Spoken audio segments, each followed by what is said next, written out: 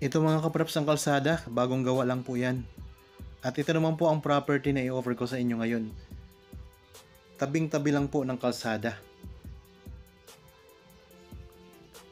Ang property na ito ay isang farm lot na may kabuuang sukat 2.5 hectares or 25,899 square meters. Ito ay matatagpuan natin dito sa bayan ng Pagsanhan, Laguna.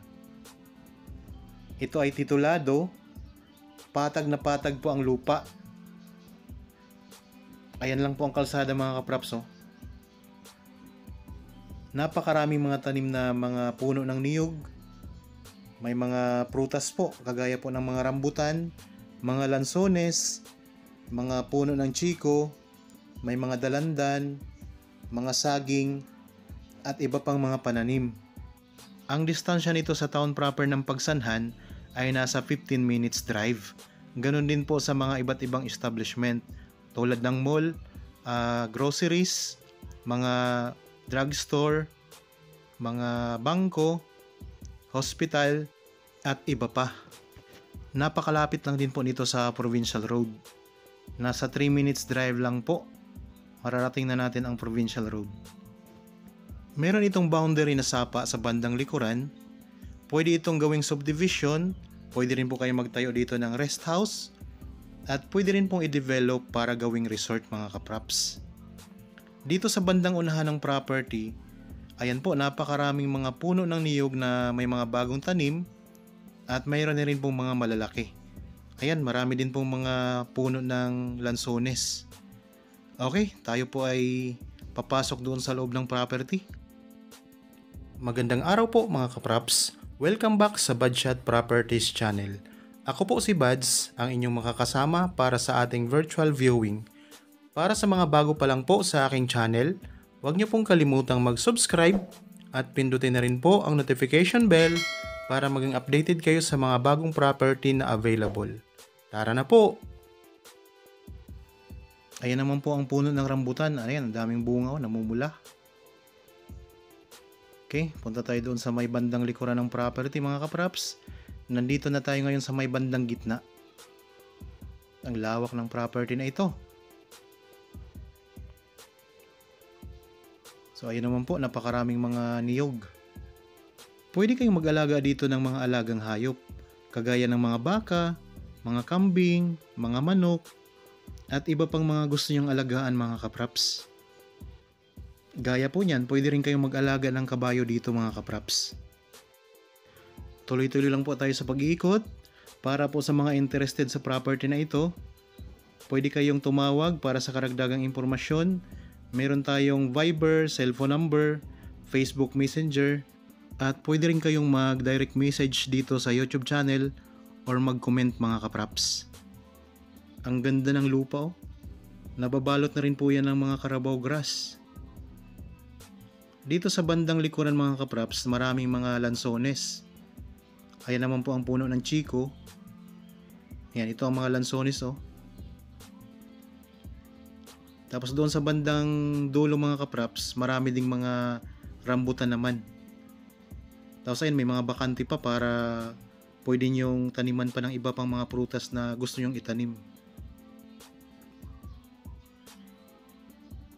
Yan, dito may chiko din oh.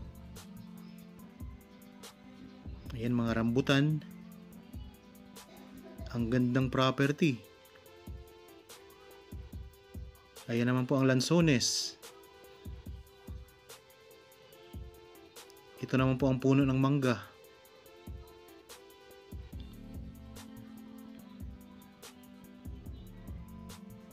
Yan, ayan mga kapraps oh. May mga natitira pang bunga ng lansones. Kakatapos lang po kasing anihin ng ibang mga bunga nito.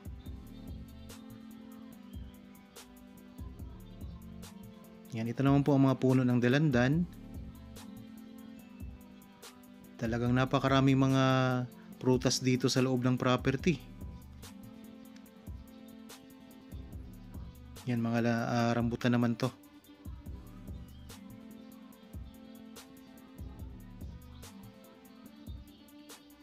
So ulitin ko lang po mga kapraps, ang property na ito ay isang farm lot na matatagpuan natin dito sa bayan ng Pagsanhan, Laguna.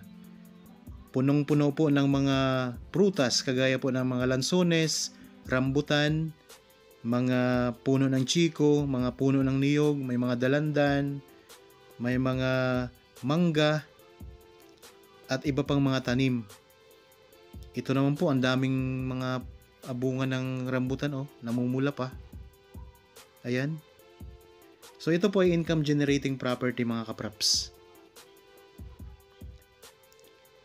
Ang distansya nito sa town proper ng Pagsanhan ay nasa 15 minutes drive.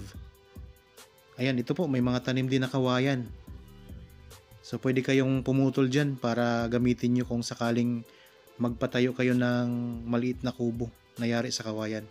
Ito mga kapraps, mayroon pang puno ng durian. Ayan, ang laki ng puno ng durian dito. So talagang maraming mga tanim ito. Punong-puno ng mga prutas. At ang ganda ng lupa, nababalot po ng Carabao grass. At napakapatag po mga kapraps. Patag na patag yan. Okay, nandito na tayo ngayon sa bandang likuran ng property. Ang ganda. Ang distansya nito sa Provincial Road ay nasa 3 minutes drive. So tabing kalsada lang po ito, kaya pwede pong ipasok ang inyong sasakyan dito sa loob ng property.